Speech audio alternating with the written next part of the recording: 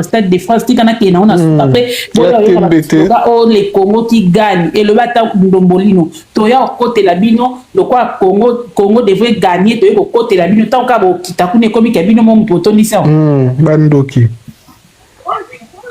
Les lobes on a pour ça batu bozaka batu nyonso baya les Congo qui gagnent to ni slogan na UNESCO lobby tango ekotonda boya olobake ezaki les Congo qui gagnent bo loba so wana te comme que non to gagner na biso omoni aigle abeta mbambango omoni aigle na ba commence to ba ndeke bozo bo pesa e so blague trop hein na confier na pour mettre bato bongo so ba oloba monga mona tena kumsaka kofi po makamchu no yo mema su kofi za na famille na mobimba awa aza na famille na mobimba awa e ba batu musu ba finga ba kendaka ti ba kota mama ni donc mutu mo penda ko ya beti ata mutu ataka na kombo mama abino bo beti ata mutu bo sa boloko te langage de haine pro max haine en nini tozolo bande vérité teka mbala suka ko comme ça bata boy kutu bo bloka bango te bo tika bango bazala wa répondre kutu otala ba kutier olemba bo tika bango bazala wana ba yoka biso tant toloba pa 20 toloba pa bango ba yokati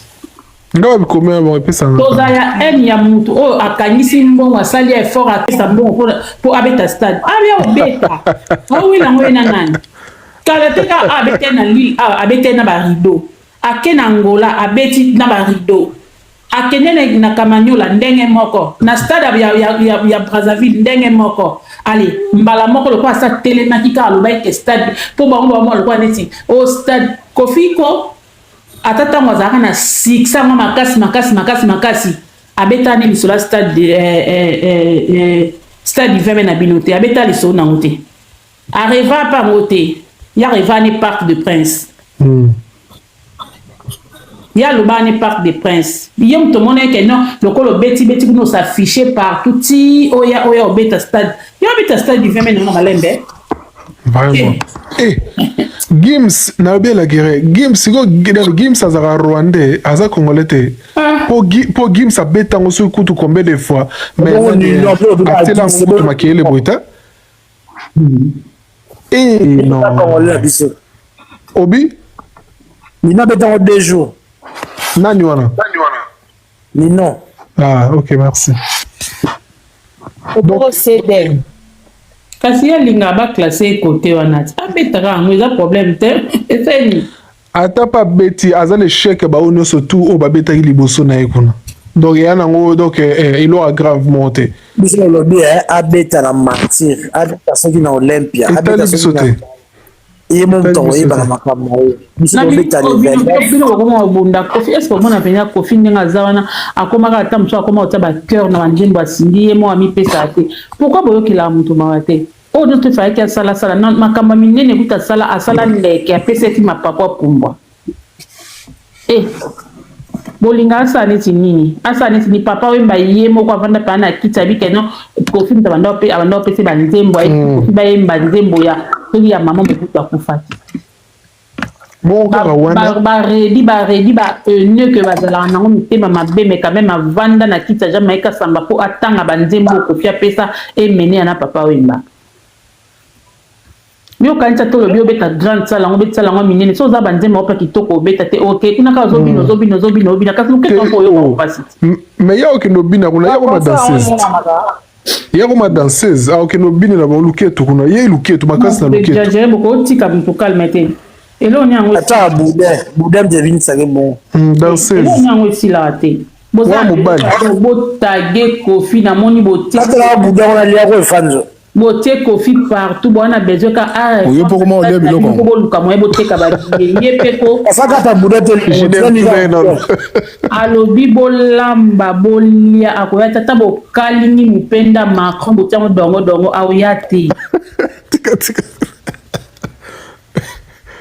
la guerre tout abordi tolek ata bokalingi mupenda Macron botango dongo bobwaki pilipili abweta na kati awiyati pilipili akubweta awiyati Macron patiki bango po mwasi na komi na zemi Brigitte zemi bota koko pamba je sais que Histoire à Sarah. Sarah, ça bougie. Histoire à Sarah, ma papa. Sarah, ça promesse, ça m'a moussou. Ah, promesse, royaume de promesse. La guerre, le bon tu la guerre, so pas plan ko. Somo. Banque pesa bato kanda pendo mono vandi na oyoka te. Ata balambi makola makoya bache makosa oya te. Akoya te. Toya te. Ata ba te makosa makola mwasi na wani za kwa mingi. Ko luka bato ko abenga mutu na ya visa ba pesa ta 50 personnes visa aya na bango. Autondi sanité. Autondi sanité. Lobaka baboma mwinda babomba kuta ba rideau babomba kitoko ma sinon autonsa te. Yanga poni mois de mai parce que mois de mai bah que mois de mai moi mon lili est côté bon. Wa makamnabi. Aponi mais aponi pe mois de mai po ebi ke na mois de mai o batinyo so bazala batinyo ndoke de vacances te. Bat bana babandi ko sisa da ba examen moi mon lili ezali yango asali il faut pousser ngoka moi mke na jointe.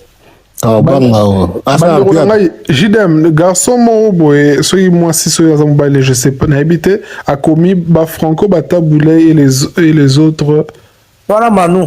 Ezate ba Manu akoma bien tanga o ouais basala ba Ezate ba sal mutesala ki ba yebana eza musique na bango vraiment bravo ça c'est très bien. C'est la vérité. On a loba kango valeur la musique eza nzembo zo sala yaya. Ato beti na mapata yaya. Na lobby Tiena Drome, bonsoir à toi. Jidem mon frère yo e bara Tiena Drome to moni le loba fololo teo. Jidem yo e bindu le bien mon frère. Grand maître Luambo Makiadi. Ba mamoué ba nani ba nini ba Mario o esala ba succès til le grand maître Luambo ba benga demi à mort atika tangela na nini sal moko oyo ya munene atalo kwa ba zénith o na grand maître beta ata moko tangela na merci mais j'aime s'il te plaît l'homme avec la grande salle hein. Kasi on a lobby te tanga ta moko ngazo balwa ba Zénith Olympia. Zénith Olympia biso ka ne ba congolais moi ka ba ni. La fleur. Abeta na basale ebele merci beaucoup c'est gentil. Abeta na basale geloko yi na boye ngote persona mais elona ina loba eza basale wana te mutu esala ke en fait mutu epesaka succès. Merci pour les fleurs. Les artistes voilà. Convainc battu.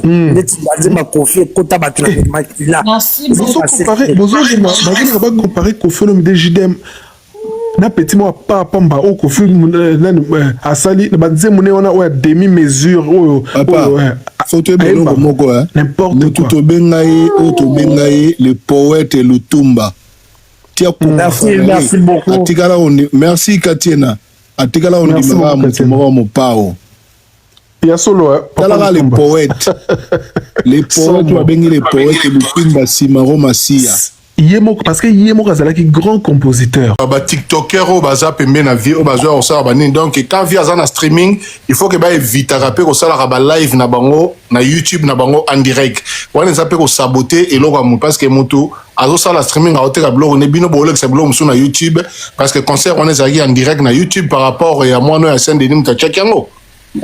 Ouais. Moi no à Saint-Denis à check préciser aussi d'ailleurs premier musicien congolais et africain, s'il vous plaît, qui a osé de jouer à Bercy en 2000. Il y a 25 ans. Donc, en tout cas, topé ça est un minimum à respect. Peuple congolais. Attends, tu auras l'option peuple canet aux alara, premier moi minimum à respect na Kofi Olomide. Ouais. Azo mérité en vraiment. Azo mérité. Même temps allons la musique la biso soni na musique na e na musana kitoko asala la musique na kitoko asalaka. Donc voilà. Asala pe belé oyo ebele otoso otoyo karayoka ba komo na bango. Donc ceux qui rambote nde toyeba bango te. Donc voilà l'histoire ya moko et au changera te. Ah oui, hein. C'est même tant abetaka Olympia naye, mais presque. On a juste les pototés, mais presque. En attendant, s'il vous plaît, la famille, s'il vous plaît, en attendant, en tout cas, bah, moi, ça m'a bien, on a des concerts. Wana yebani. Et j'allais à l'anniversaire, il y a 39 ans, des histoires, il y a Cartier Latin, il y a mis Ballet, et dans la Genève, Mamatia Koyemba, Latino, donc Koyemba, somme, Bozangate, Mututu, Azala. Donc, Mututu, Azala, c'est de ça qu'il s'agit. Wana yebani, toi, qui nomme la champagne ensemble, vraiment. On met la champagne, mais donc, Abeti Olympia naye. Après, papa Désir, après, précisez bien après Rochereau. Ils allaient et l'autre comme ça, Mindele, Nalanda commentaire, il y a Mindele, ils sont na chaîne. Ils ont na TF1 ou quoi? Il y aura Mindele à ce commentaire, sans couverture médiatique officielle. Bon, c'est quoi, de bouche à l'oreille, kaka, na communauté kaka. Communauté congolaise, donc communauté zaïroise à l'époque, et puis, tu vois, notre communauté à Congo, je crois. Congo, c'était en 98. Voilà. Communauté congolaise et africaine, kaka. De bouche à l'oreille, kaka, bisomoko. Donc, aucune publicité officielle. Aucune publicité officielle, rien. Mais à frapper en haut. Et là, comme ça, nous les sous moi. Ah non, mais. Papa, on a complicité pendant 16 ans. Mais Diama a beaucoup de mabele. Voilà. Rien. Et l'autre. Il y a un complot. Il y a un complot. Parce que je vais bloquer l'artiste était pendant temps où nous sommes belelo. Nous avons ambition nous ya styliste tongo et si quand nous sommes dans la photo de la tête à tango kitoko. Donc nous avons droit à comparer à quelque chose parce que notre artiste a été emprisonné parce qu'il a pris boloko et quand on a babé il y a un gars il va danser Joanna Basenti mama nous tangela kutu bangote. Bandoki minene doki nikola 4 personnes po mundele loko mukia comme ça en grave. Parce que ba chege ba yela ba ko luka vina bango na lo kute belé bino mabomo na nzambe te. Et puis ba bina na bango pe bien te ba ba bango pe bina te. Voilà. Modi ndenge ni bino bo raté ça ba parti munene ya culture mboka na biso e matalikolo diko na biso ba da saison.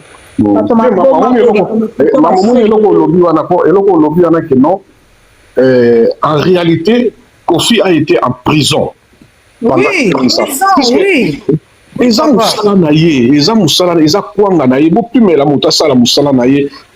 15 ans.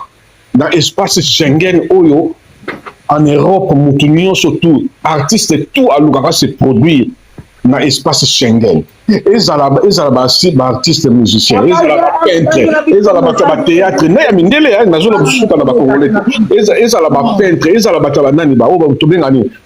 cirque.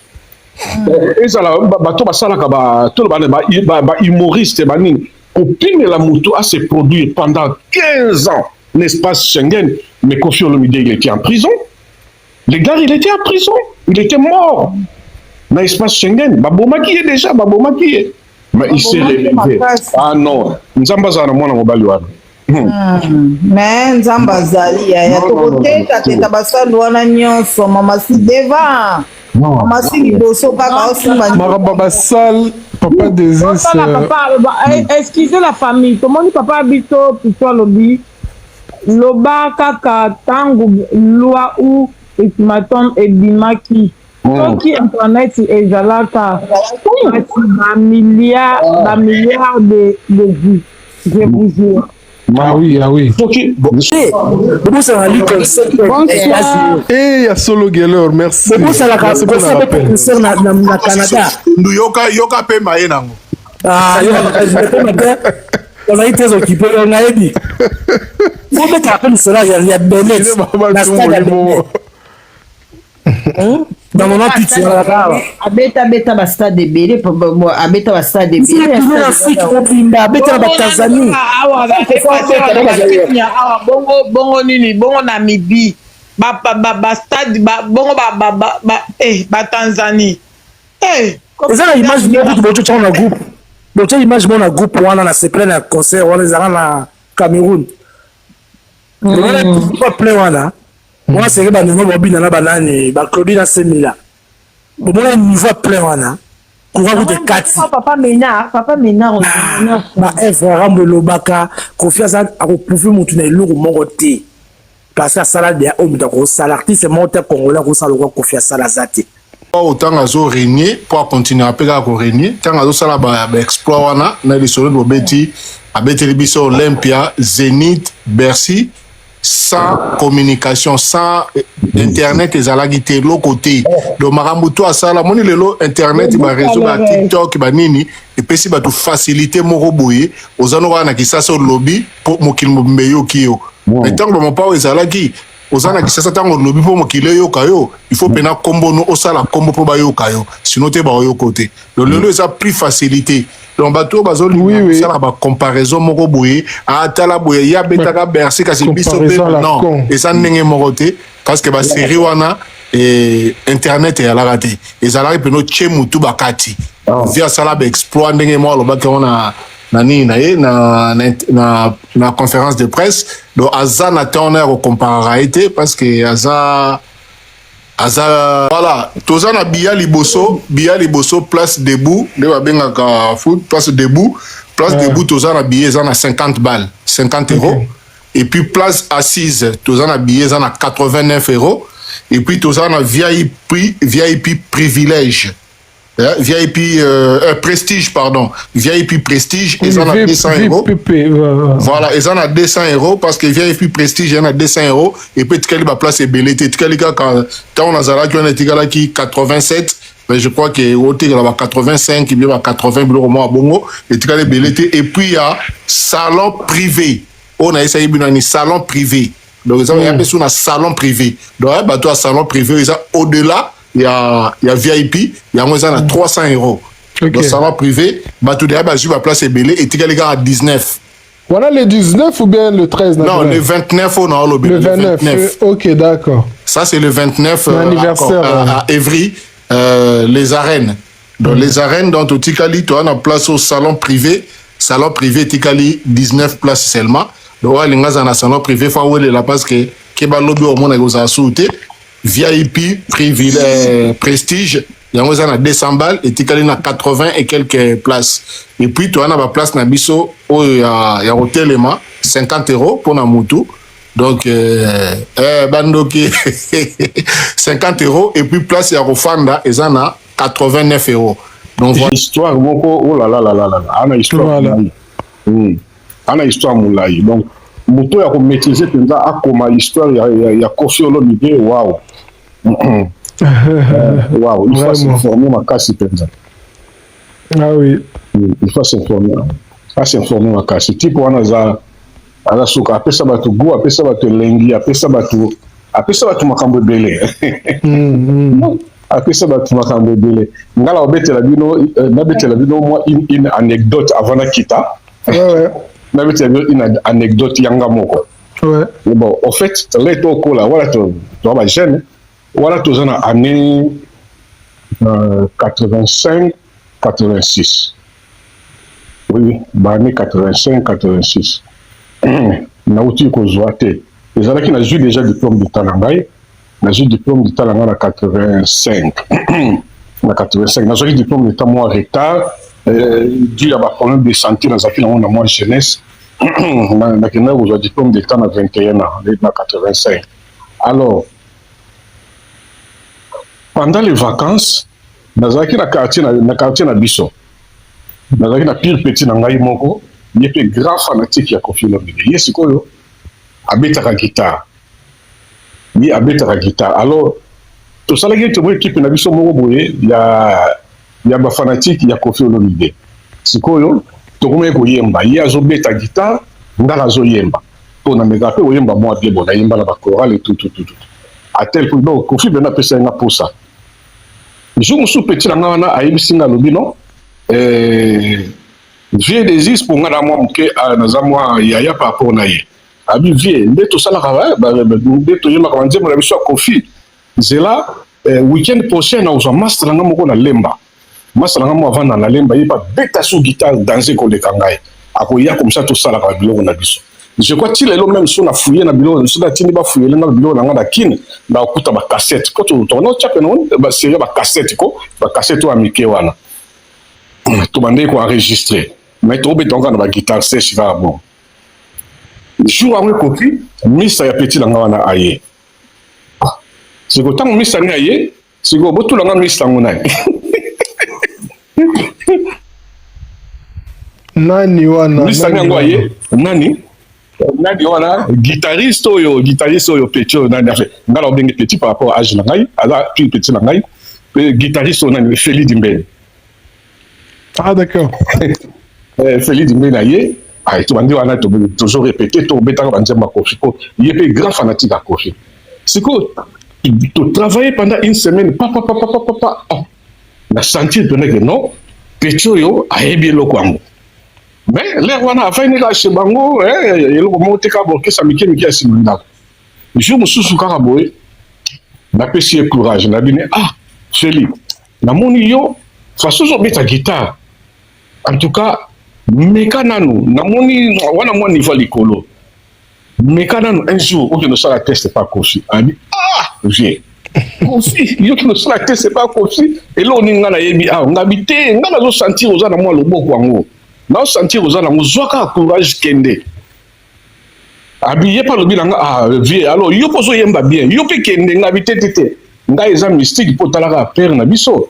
Ya ba père moko ba logique moko ba shérif donc ba biloko to sala ka oyo kutu et me kata ko ma chemiso na palette pour robima mystique c'est père na biso no via za suka na jango donc mystique kala biso vie kaka bana bokene kaka ba tiki kala so ayo to masolo yo et puis ça faut pas c'est pour nga na palais si ma biko l'équipe pour to yemba ka to sala ka ba blague na biso wana je me suis to limwe pour nga italaka il faut na kena ka université tout bon allez que bonga dans mon tas au luka horizon pour il y a la vie devant qui mamboule leki je me souviens kende concert à Kofi boy natala na podium kuna kama kimo boy yasim atelemi asimi guitare do beta guitare vraiment tali la koseka ngayo moko na saliti tout moko boy na mo ba malile moko boy na luka na solisaye na sali signe amoninga moko azoki moi pose à kiti to soli vite fait to yamba ngabi Feli finalement au sali eloko yo na conseillaka yo en tout cas c'est bien allez bonne carrière tout donc pour dire que Kofi ko après ça ba même goût ya osala musala wa ouais après ça ba to ngape na Kofi après ça nga goût ya osala musique soki nazalaka na kubanga wana ya père na bisote mbele peut-être pe na kotaka na monde de musique mais bon bon nga na composer même banzembo yanga moko à part banzembo to na répéter à Kofi to tia na cassette to composer même na composer même banzembo yanga moko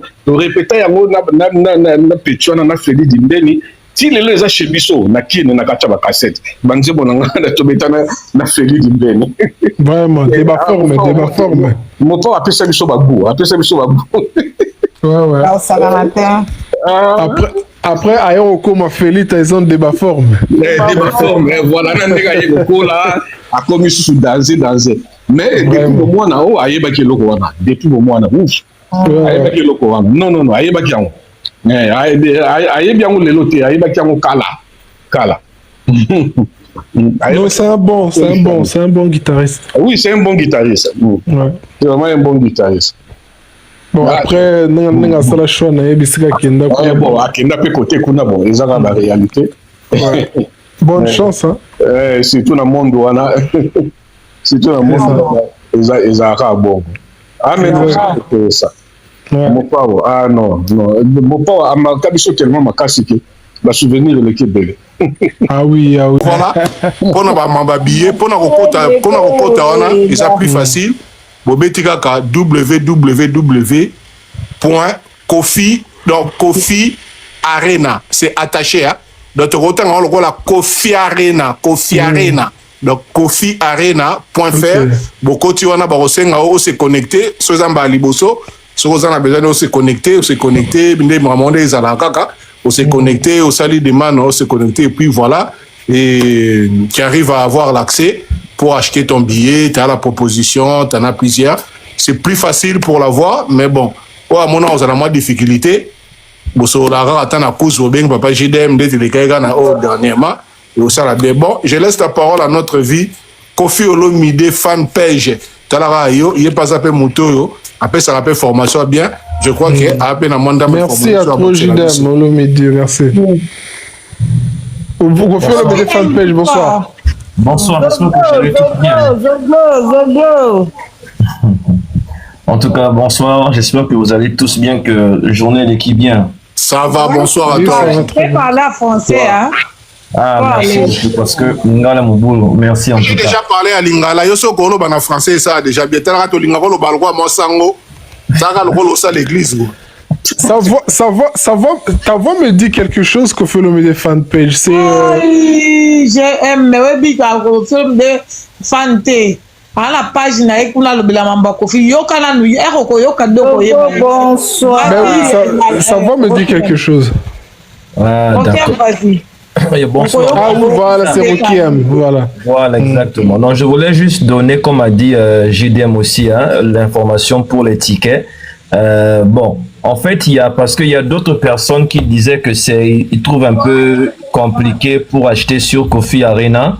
Donc, je me disais peut-être qu'on va essayer de faire une vidéo aussi demain pour leur montrer comment faire pour acheter les tickets. Mais il y a aussi sur le site de, comment on appelle ça, le site de Arena Grand Paris du Sud aussi, où les gens peuvent aussi acheter les tickets. Bon, j'ai regardé tout à l'heure, c'est un peu plus facile, mais je me disais de créer une vidéo comme ça pour montrer aux gens, parce que vraiment, comme on a 2 concerts, c'est pratiquement les mois qui se suivent, donc il faut vraiment qu'on puisse mobiliser vraiment les gens, parce qu'on veut vraiment que ce soit une réussite pour les 2 concerts. Celui du 29 et parce que ça se suit, hein, donc en même temps, en fait, il faut faire.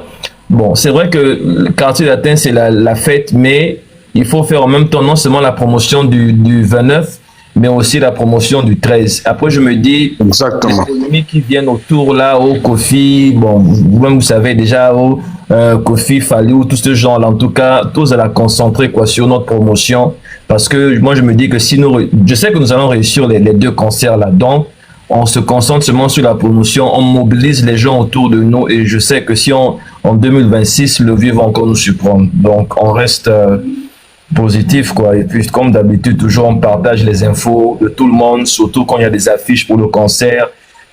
Si vous avez des questions, je sais que JDM aussi est bien placé, comme il est aussi à côté du vieux. Donc, voilà, quoi. Mais surtout les partages, hein. En tout cas, les partages pour les affiches. Quand il y a des informations concernant les affiches, on partage. Oh, désolé. On partage les affiches et puis voilà, on essaie de faire la promo, que ce soit sur aussi si vous avez des comptes Facebook, YouTube, TikTok, parce que c'est pas tout le monde qui vient aussi sur TikTok. Il y a des gens qui regardent seulement les émissions peut-être sur YouTube, d'autres personnes c'est Facebook. Donc en ce moment, il faut vraiment saturer les réseaux sociaux avec les affiches du concert de Mopao. Donc voici un peu le message que je voulais faire passer. Et voilà quoi. Donc parce que Kofi, côté de la France, Kofi Olomide, il a le public africain derrière lui. Donc on doit montrer que c'est vraiment le plus fort. Lui, le plus fort, le maître de tout le monde. Et ils savent. Moi je sais qu'ils savent que Kofi Olomide c'est le roi. Pourquoi ils ont peur même que Kofi Olomide puisse faire des concerts? Parce que je me dis, il n'est plus dans les compétitions, mais pourquoi il dérange? Pourquoi est-ce que c'est que le fait qu'il va jouer dérange? Vraiment. C'est ça que je ne comprends pas en fait. Vous voyez un peu. En tout cas, otoye baka eloko moko ke tata moko boye abeti lisolo kaka we lisolo kaka pona esengo lokola moni ke vie na biso azokanga ba terrain trop abeti ka lisolo ke ya obala pe na 2026 mais lobi na ngeta pe na série te ke libala ezali ezaka po basa moi lisolo moko ba couvrir biso to kana te mais ndenge papa na biso Rokiem alobi Kofi Olomide page fanpage eloko alobi eza très important tozala pena focus na makambo na biso tolanda oyo ya 2026 c'était pas 2026 toana 2026 donc moto aweli kobeta lisolo mariage na 2026 tokipa ona te totala mariage oyo ebala na 2025 au 2025 non esilité toana na mamisa 2025 oyo kuna etali baona bamariage tokoyeba so mosanga ondima libala ou pas mais pour l'instant Jidem, venez tout aborder, toleka. Donc si ça va en 2025, et puis 2026, 2027, total après. Si. Ok, mais on est où avec le quoi de Mamassi? Avec la chanson, en tout cas la chanson, vous voyez vous-même, hein, c'est vraiment... c'est partagé partout, c'est en tout cas même les Ivoiriens, les Camerounais, j'ai vu aussi beaucoup de challenges provenant aussi des... Désolé, pardon. Comment je pourrais dire, les Gabonais aussi qui ont participé aussi au challenge. En tout cas, la chanson Bruce, c'est vraiment, c'est même plus une chanson en fait à prouver quoi. Donc c'est vraiment tout le monde, à moins que la personne soit vraiment de mauvaise foi, mais en tout cas la chanson a et Kangi terrain, quoi. Je ne sais pas comment dire ça en français. Hey, mais... Bruce. 3 millions 900. On est à 4 millions, donc presque 4 millions, parce qu'il faut autant la rendre à page. Et puis, il faut savoir que au Bino Bota, la 3 millions 900 et quelques, on a d'autres comme d'ailleurs presque 4 millions. Pour ce qu'on a dit, on bien, ce qu'on a dit, on est déjà à 4 millions dans 2 semaines. Mais on est à YouTube. Mais ce qui est au but, on a une plateforme, voilà. Et ça dégâts. Donc ça dégâts pour l'eau on a notre bisayo. Aussi malobi bazoko streamer ngope mingi. On a qui page. Tala. Batu misusu au monde appena ka ici bisoke azalaka na 10 millions d'abonnés au balandela gaé. Mais sur la salle streaming na yeb maka ba 203 ou 204. Bon sur misusu bazo bisayo. Je comprends. Si ko za na 10 milliards d'abonnés mais si ko ndeni na makambo na bazalaka 8 ou bazalaka 7. Donc voilà, ils ont un matalana donc il y a mariage on a soi-disant ba casser biso nazo bisayo tala kune sa ko mo na pena ke mobali moko za na basi 70 siko mon kola streaming moi est-ce que 70 on va se présenter exacté mais ça na okangi téléphone au fungoli okangi au fungoli je pense à la bongo parce que mobali moko mona 100 comptes. On a 230 comptes. On a 10 millions, à 4 000 bas streamer. Vous comprenez? Si vous avez la raya ngwana, au moins la reste la kune sako, au moins maman net ozabu, maman Ziza, ozana 70 comptes. Kuna vive naturel 200 comptes. J'aime kuna 300 comptes. Mais est-ce que tu as comme un streaming, c'est quoi parce que ça biloko on a te faut pas moko mutabima. Vous comprenez? Donc on va monter ça bongo. Bazala musala makasi. Nazo ebiso. Ba téléphone na ça la ka sombi piso a changer, sombi a changer. Ba adresse mail ba na ngota ba 250 na moto. Bandeko. Boyebi les métiers les plus lourds de la vie, c'est le mensonge. Bah oui. C'est le métier le plus lourd. Bien dit. Ça, c'est salir le nom de mon père. Voilà. Il a bien dit. C'est sa business. C'est ça. Bandeko, il faut que dénoncer ma campagne sur ma baie. Il faut que dénoncer. Après, baluka ba triquer ba billet ba kokite ba ye ko na production mususu. Makambo. Bon, c'est compliqué, hein, parce que peut-être ça peut arriver qu'une personne avait acheté son ticket, il a voulu revendre ça à une autre personne, et puis bon, après, lui-même, il est parti au concert. Ou bien c'est juste, bon, j'achète mon ticket, je revends ça à quelqu'un, et puis moi-même, je prends encore le ticket, je rentre avec. Donc souvent, c'est... oui, mais ça peut être ça aussi. Bon, là, c'est ça dire, quoi, mon frère. Il faut quelqu'un qui aime mon pas au-dessus de tout son cœur ne peut pas faire ça. Ça. Ah oui, hein? Non. Non. Biso banda kala depuis toi dans la jeune. Moutounyo soit linga pena kofi bien. Tous a moi éthique moko boye.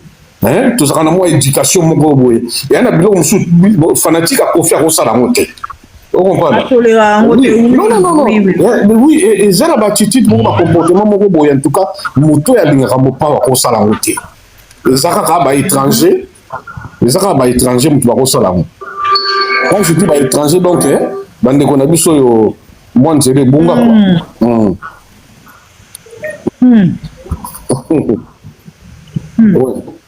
trop toyeba korespecte mosala baninga eyaka lokola biso tosalaka boso lelo osala commerce na yo olinga te mutu moko ya kosaka nango mwa bato balobaka ke bongo mopao nini aza na mbongo ebele te elobi te mpo na mbongo ebele fo boyibaka ye c'est ça elobi te mpo aza boye nde fo boyibaka ye non andimaka aza na mbongo millionnaire andimaka aza na mbongo aza na mbongo ebele bongo ya peki Rambaza prêtre.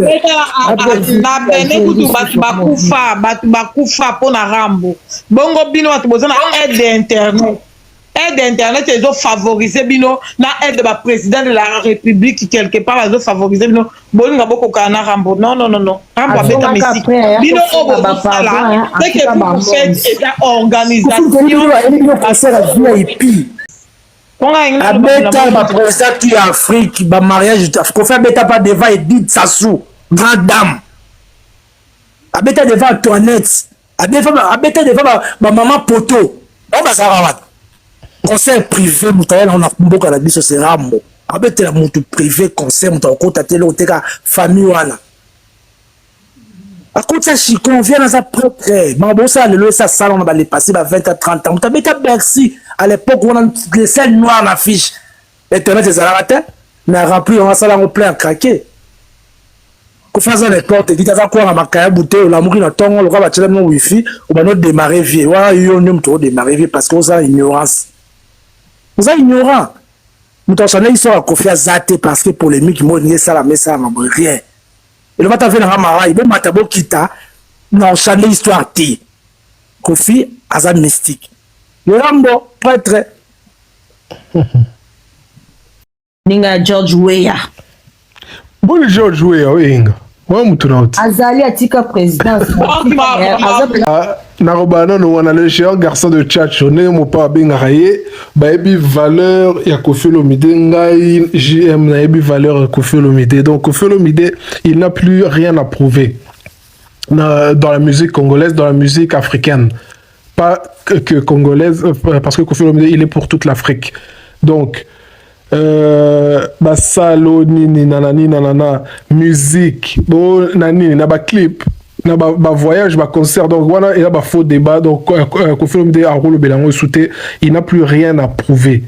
39 ans, Yango, quartier latin.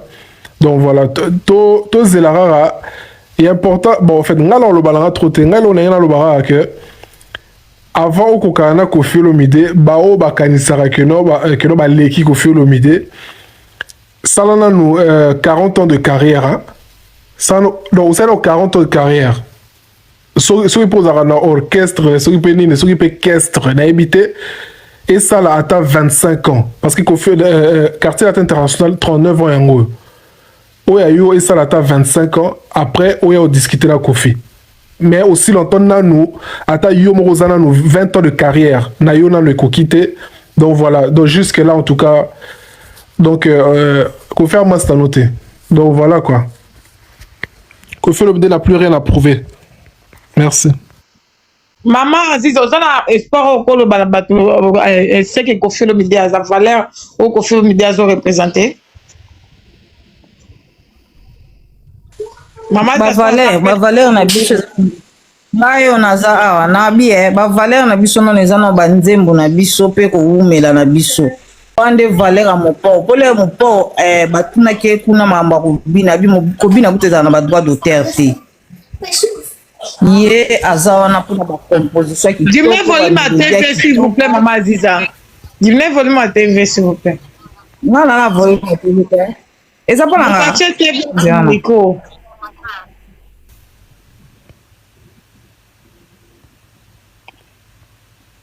Voilà.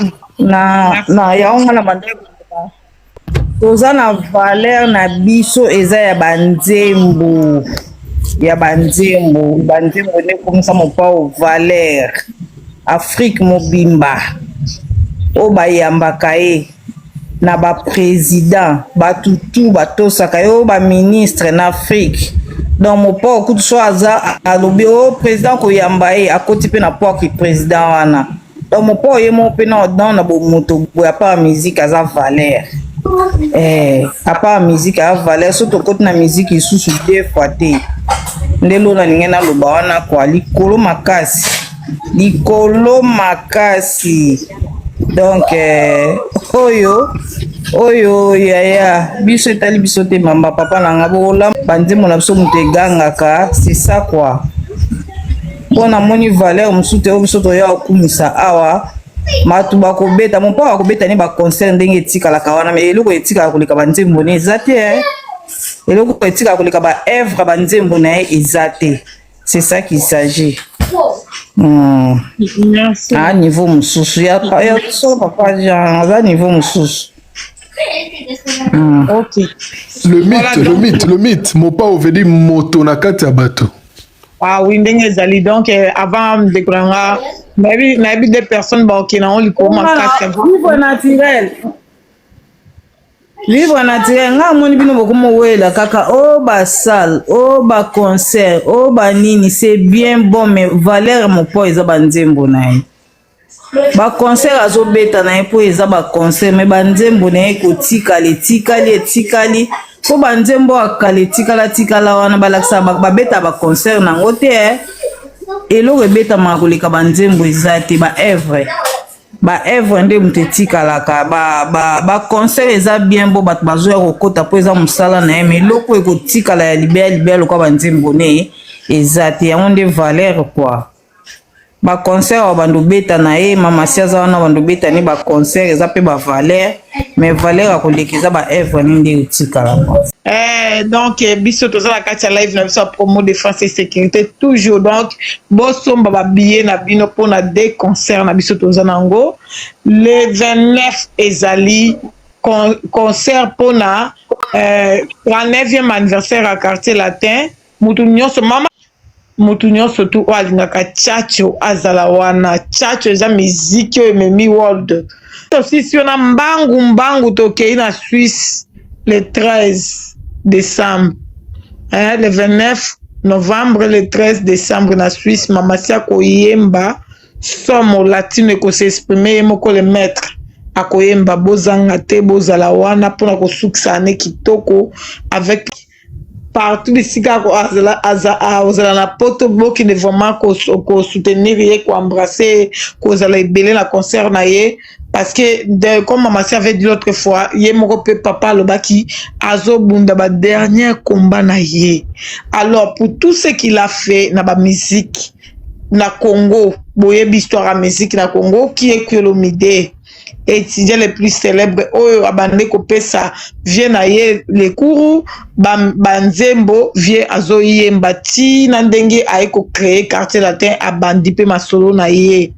Il a beaucoup fait na katia culture banzembo ebele lelo bat bazo kamwa ezaka nzembo rambo oui ezaka nzembo rambo interprété par Papa Wemba Boyna Boy donc côté histoire et bandaki toyokaki na émission oyo kofilm de salaki na papa na biso nani parcours émission de parcours toyokaki ba révélation ya kafu o kwa lobby alekaki pembene ba papa ba luambo banani aleka ba côté kuna kutu ba chine ba nzembo banini donc sans suite kofilm de sali mingi abundi pe mingi tout ce qu'il est aujourd'hui bato bakolo ba surtout ba oloba lelo merveille mabundi azoya koloba kirambo a sala e maître lelo comme grand maître tout ce que o apesa ka bato bakisi oui mutako pa Thierry merci beaucoup Beyoncé Kachouva Thierry Kabundi l'émission wana il faut qu'on revoie l'émission à Thierry Kabundi pour comprendre l'historique de Rambo. C'était vraiment une émission moko top la famille tozongi la kabe émission pour toi ba ko réunir ba situation bato ba sendi bato ba lembula kasani bato ya lokuta ba flatter bazo ya kokosa communauté la famille donc mutu so azo koso ko comprendre mutu pera olo ba vérité o comprendre yo lobi ba de mutu ya ko loba ki ba pesi nini ba pesi ya ko traiter Rambo ki apesa ka bakisi oui mutu ko pesa bakisi mais siko so zangi musala kati na yo ato pesi bakisi yango eza sans part eza bakisi sans éparti yango tomona la musique ya kilelo o ba musique moko donc biloko moko sans éparti mais oke na ba biloko o matalala o babetaki boye o basalaki boye mais soko otali ti suka eza imparte moko eza te okobeta mso eloko beti concert mais etikali donc na oublié ti bato baoyeba te eza wapi baokuta na image wapi mais biso ça fait au moins 2 jours kaka awa po toloba touti kobetaka concert na biso ya ING c'est partout soko beti okokuta nango c'est comme ça Rambo atambola ezaki c'est pourquoi yokaka te na oyebi so yo play donc bozomona ke c'est comme ça Rambo etambola carrière na ye vi mobimba soki abeti ba concert na ye etikalaka soki abeti ba concert na emonanaka na miso ya bato ozomona donc toza niveau moko te bokoki koloba nyonso bolobi mpo bino boza baflateur communication lelo ezotambola na musique nzela moko communication soki eza wana ezokweyisa mpe ezosisa mpe makasi ya bamusicien yango biso bato tozwa bacourage ya koya koloba na internet tozala fort mpona koloba mpona kotia artiste na biso vraiment na bavaleur na ye toza na artiste moko oyo asa vraiment nga lobaka donc ye azali le commencement et la fin de la musique congolaise. Ye penza mais c'est tout est accompli.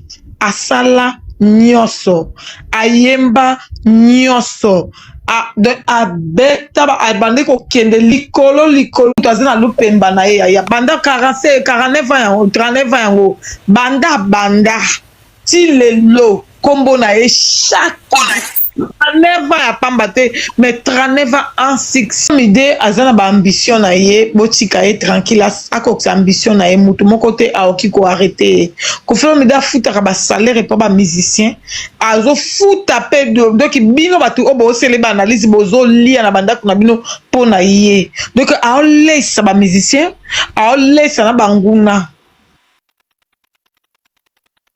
po ye ba moto nzembo moto abotama na succès bandali bumwa mama aolesa bino banguna vous mangez à cause de lui miniature na par-ci et par-là po bolia ba musicien na ye ba travailleur na ye abotele partout na bisika ba musicien na ye azala afutaka de vie kombo na ye kaka kombo na ye kaka eza marque kombo kaka ba bengi Kofi Olomide eza marque hein marque o eza obligé donc boza obligé bo consommer yango olingolinga te na façon yo sozo consommer yango de boza na esengo komona ya envie alors protéger l'artiste to protéger bino banguna na biso to lingaka to protéger elongo po bino bolia apona ye hein de okoya mutu mukolo oye koloba okoya yo mutu musu pona juste sentiment à moi eloko moi muke oye koka oye koloba aussitôt les bibino makamasu koloba keza na parti te ko felo media asilisa nyonso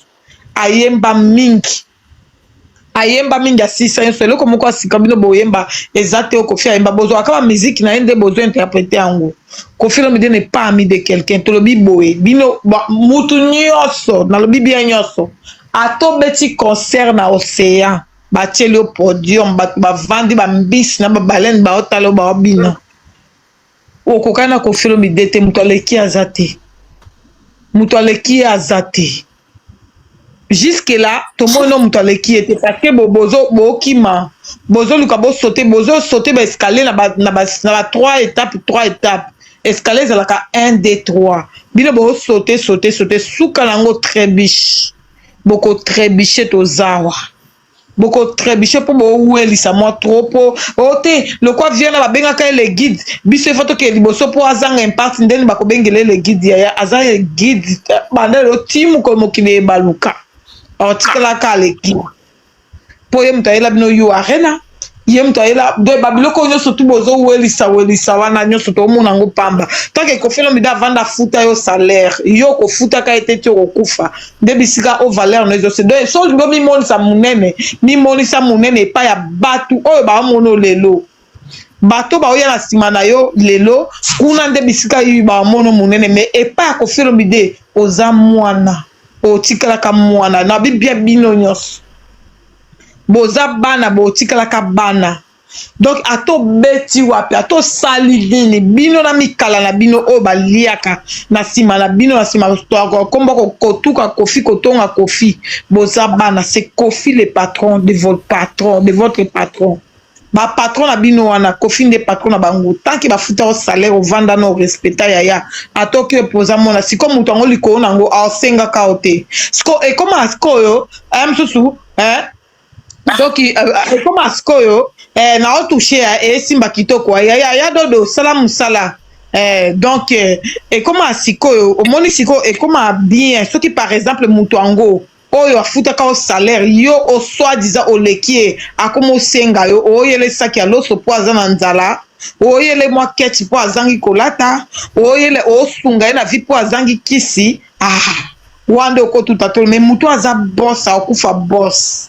ya boze lo côté po senga kabino te ba oze lo côté Osez l'autre côté pour beaucoup tika la rappel que vous l'autre côté. Kofi Olomide n'est pas votre ami. Il est le mythe, il restera. De poser l'autre côté aux Zoleng Sabiso. Beaucoup c'est l'autre côté Kolongolais Oyaza. Rambo Ganga filmé. Atikali Bongo Likolo. Mon côté. Atabo Salindeni. Tosto bien atabo Salindeni. Alors Kolongola mi pa pema na bino. Oui papa Gelo. Olingolo beloko. C'est 696.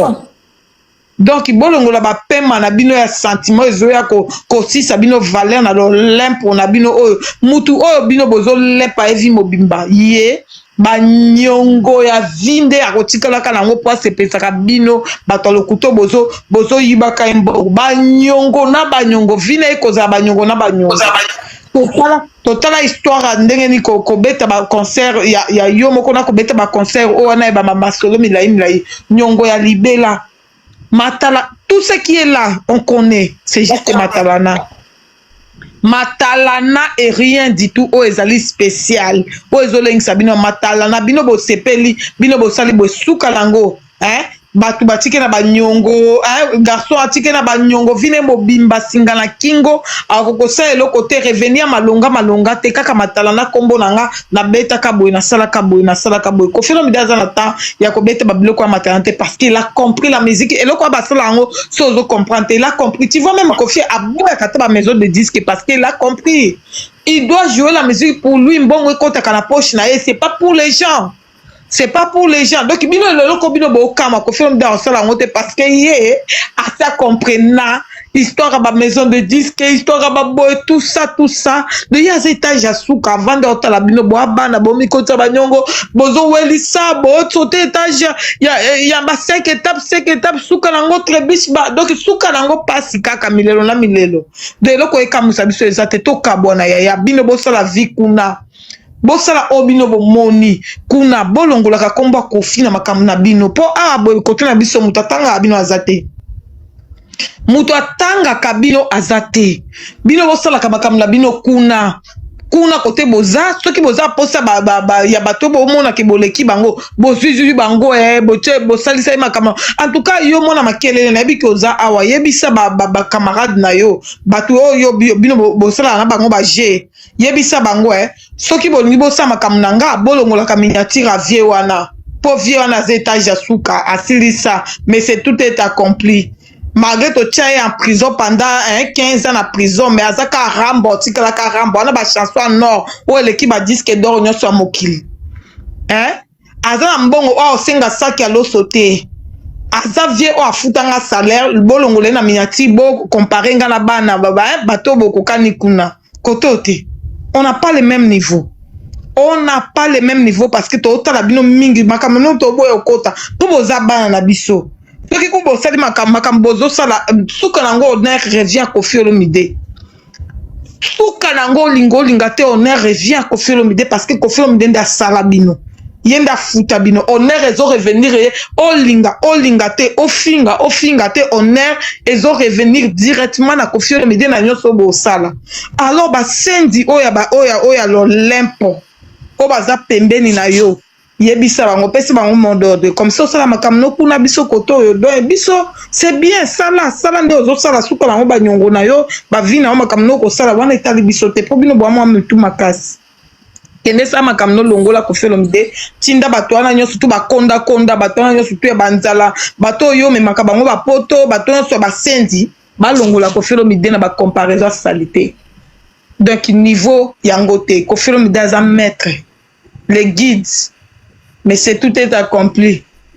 So ba tala na Afrique tout ça au Congo hein tout ce qu'on en Afrique centrale Afrique de l'Est. C'est pas pour na 3 musiciens en Afrique. Qu'on fait Rosanga te prévana a 4 trophées dans mokolo moko. A 4 trophées na soirée moko. Ayo za décennie na après 5 ans. Musicien congolais montazoango hein. Qu'on fait un grand prêtre. Le roi toi congolais to bien te ignorer tant à en vie. Et on dit que ma valeur est déjà en vie. Il a fait beaucoup. Vers 69 ans, tu bêtes arena. Et, à sa publicité 1 mois. Je suis pas méga sur le coquin. Je suis pas très en arbre, si ça m'a la banque. Je suis pas en Adidas Arena, mais là, je suis musique. Je suis qui a lu pendant le bâtiment. Rambo, à ça là trop. Bolobela comme chaque jour. Banda ti lilon qui n'a 49 ans succès. Au Christ, c'est à 39 ans. Alors, on n'a rien à prouver pas battu. Parce qu'on a ça eu déjà des belés quoi. Abimi ça battu. Bilo bon potentiel, on a te bon la faculté abimi ça battu. Bon après la aura on a te comme ça de star. Comme ça de star ton zimaoti. Ya on est makamuti. Mutu mwa za pembe na yoba bien na épée star. C'est pas donner n'importe qui hein. L'histoire à mon temps changeant azate parce que oh comment déjà c'est commentaki dans le rang azate. Et Rambo grand prêtre. Papa d'Achille. Vous êtes là, je sais pas, vous avez quelque chose à dire? Allô? Oui, salut, bonsoir. Oui, bonsoir. Bonsoir tout le monde. Ouais, bon, j'étais en train de vous écouter, hein. Cette histoire-là. Anyway, Rambo n'a plus rien à prouver, hein. Il a dit vraiment, il a tout accompli et puis la meilleure des manières, hein. Donc, il avait commencé sa carrière quand il était encore étudiant, hein, et il avait prouvé avant que les gens, ceux qui font du bruit aujourd'hui, ils n'étaient pas encore nés. Donc il était déjà l'étudiant le plus célèbre. Nous tous, on écoutait parler de lui, hein, nos grands frères parlaient déjà de lui. On écoutait, on était encore très jeunes. Donc voilà, et il est resté constant. Moi, je trouve qu'il est congolais et africain. Une bénédiction.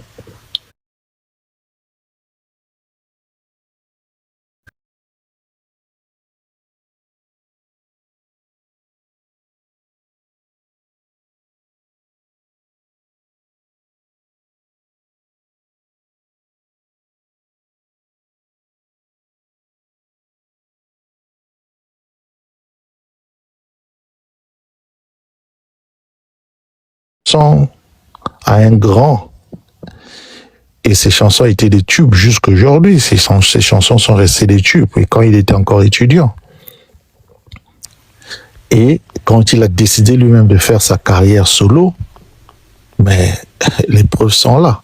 Et il a fait sa carrière solo pendant que tout le monde était là. Il y avait Viva, voilà.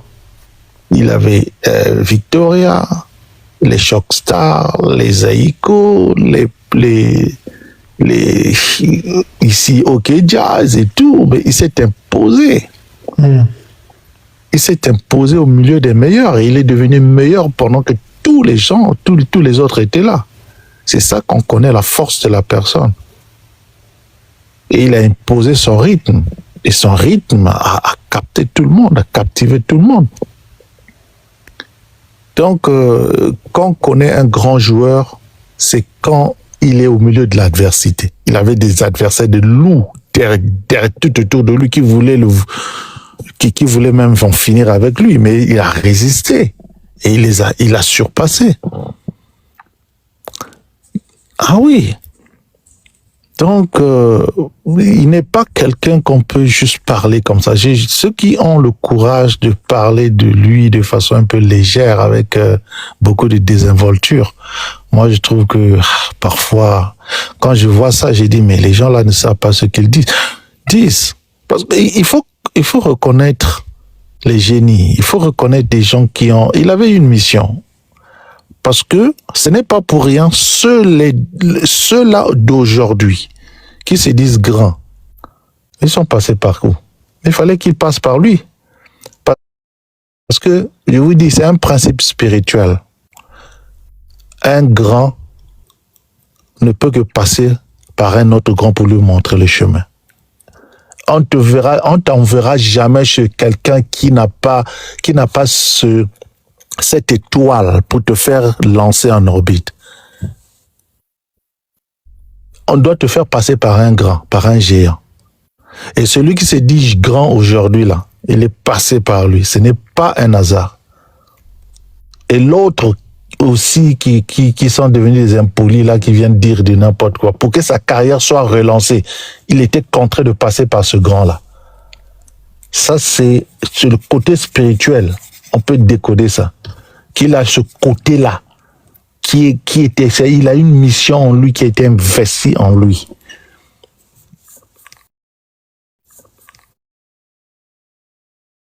Donc, ils étaient contraints de passer. Et il les a pris ensemble.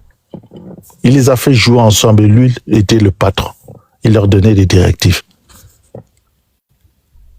Ce n'est pas donné. Aucun autre musicien l'a fait. Et ça s'est passé en lui. C'est un symbole. Papa d'Achille, et il a prédit même avant Koutuba Koumao Bazali. Il a dit qu'il va être voilà. grand. C'est un symbole. Voilà pourquoi je dis que cet homme-là qu'on veut, si on regarde dans la rétrospection, il dit cet homme-là, c'est une source même. Donc il a ce truc-là en lui. Et voilà pourquoi les gens là étaient contraints de passer par lui pour toucher à ça, pour qu'ils puissent avoir le feu là. C'est-à-dire leur baptême de feu devait passer par lui. Parce que il a le truc là. Il a le truc là. L'autre, sa carrière, il est parti relancer sa carrière, il devait passer par là. Et au même moment, les deux se sont retrouvés au même moment sous la coupole du vieux. Les gens ne doivent pas comprendre qui est cet homme-là. Donc lui, il sait. Il sait ce parfois d'autres personnes quand il parle, lui, parce qu'il se connaît mieux, il rit parfois. Parce qu'il y a certaines choses que toi et moi on ne comprend pas. Mais lui, il comprend. Et il rit parfois. Il ne peut pas être jaloux. En fait, il est fier parce que lui, c'est lui qui a eu ce côté-là et cette mission-là. Il est grand. Et je trouve, et si je prends même du côté artistiquement parlant, il a la crème de la crème. Mais regardez ces compositions, c'est d'une finesse, d'une beauté extraordinaire. Regardez ces textes. Ces textes sont étudiés dans les universités, hein? Oui. Là où on fait les arts, l'art dramatique, on étudie ces textes. Donc c'est pas n'importe qui. Dans ces textes, tu vas comprendre, il y a comment j'ose dire, il y a les accords, il y a de la poésie, il y a donc tout ça. C'est du génie, c'est un génie le monsieur. Et ces chansons, c'est comme des pièces d'art. C'est comme des pièces d'art, même après 200 ans. On va écouter ces trucs. Regardez, écoutez, prenez la chanson comme Ngobila ou Diva. Mettez ça, mais c'est comme c'est une chanson qui venait de sortir il y a 2 ans. C'est ça qu'on connaît la force d'un artiste. Donc, même après 50 ans, après 200 ans, les gens vont écouter ces chansons-là. Et ils seront, même les enfants qui ne sont pas encore nés, ils vont enjoy ça. C'est comme comment je veux dire, comme Mozart. Mozart a fait des compositions il y a des siècles passés. Mais aujourd'hui, là, les gens écoutent du Mozart. Les gens disent c'est un génie. Pourquoi? Parce qu'il avait laissé les trucs qui sont, voilà. Ça c'est des gens comme des Koffi Olomide. Les concerts, ce sont juste la cerise sur le gâteau. Les concerts, c'est juste, comment je veux dire, c'est juste quelque chose qu'on met sur le gâteau pour faire. Mais sinon, son œuvre d'art, ce sont ses chansons. Et c'est ça qui fait, comment je dis, qui lui donne de l'épaisseur plus que les autres. Parce que il est inégalable. Sa force, c'est ça. Il est inégalable. On ne peut pas l'égaler. Ces chansons, chaque chanson de Koffi, c'est une pièce d'art. C'est une pièce d'art. Puisque les autres viennent puiser même ce genre pour faire leurs chansons. C'est pour vous dire quelle est la force de cette personne. Moi, j'ai écouté Bakalos. Mais c'est une copie d'une des chansons de l'autre, là, de mon père, dans l'album Loa. Chez les années. Mais oui, écoute Bakalos, écoute non mais attends, moi je peux pas écouter ça c'est de la merde ça. Non mais c'est juste pour la comparaison. Écoute Aspirine. Attends, il a rien non, je te donne, amené de nouveau ce gars-là. C'est ça que je te donne quelque chose d'important. Écoute Aspirine, écoute le début d'Aspirine, tu écoutes l'instrumental et tu écoutes la chanson Bakalos, tu vas comprendre que c'est une copie-collée. Moutoyer la musique a copié style à Koffi Olomide, a copié style à Koffi Olomide, et après Bolibolo Bakela a l'écrit Koffi Olomide. Mais attends, vous êtes des malades. Non, écoute, c'est juste une façon aussi pour que les gens la comprennent. Il est passé par cette école. Voilà. Et comme il est passé par cette école, il a... Attends, je vais vous dire quelque chose. C'est parce que beaucoup de gens qui parlent sur Internet, c'est pas des gens cultivés. C'est des gens qui viennent parler pour parler. Et ces gens et ces fans sont tellement bêtes qu'ils pensent que lui, il est plus mieux extra, je sais pas quoi là, que Koffi Olomide. Bande de stupides. Non. Bon, ils font du fanatisme pour juste, bon, dans le fanatisme, il y a, tu dis, moi, tu n'as besoin de danser. Bah, fanatique, il y a bazo, bah, peu bazali. Parce que n'est-ce pas biso, bah, Koffi, tozara bazo, bah, te. Exactement, aux la fanatique qui fanatisme comme ça aux zoba. Parce que, bah, fanatique, bah, bololé, bazali. Nazo, solo, malo, bah, papa, merci. Donc, voilà, lui, il est passé dans cette école. Et dans cette école, je vous jure, tout ce qu'il a vu faire, c'est ça qu'il a eu, cette ambition, je dois faire comme le vieux. Il a vu le vieux gagner les 4 Korans. Il a vu donc ce qu'il a vu faire le maître, c'est ce qu'il s'est dit que c'est ce que je vais reproduire. Comprenez? Donc lui, en fait, de lui-même, quand il est avec lui-même, il sait que cet homme-là m'a inspiré. Je suis sorti de ses entrailles musicales, mais je l'ai vu faire certaines choses que j'ai dit que moi aussi, je devais faire comme lui. Et c'est ça qu'il est là. Mais le malheur, c'est que il ne devrait, en fait, ces gens qui l'entourent, peut-être sous sa bénédiction, sont en train d'aller avec cette histoire-là un peu de façon l'autre là. Normalement, il devait avoir beaucoup d'estime, beaucoup de respect envers le vieux. beaucoup d'estime.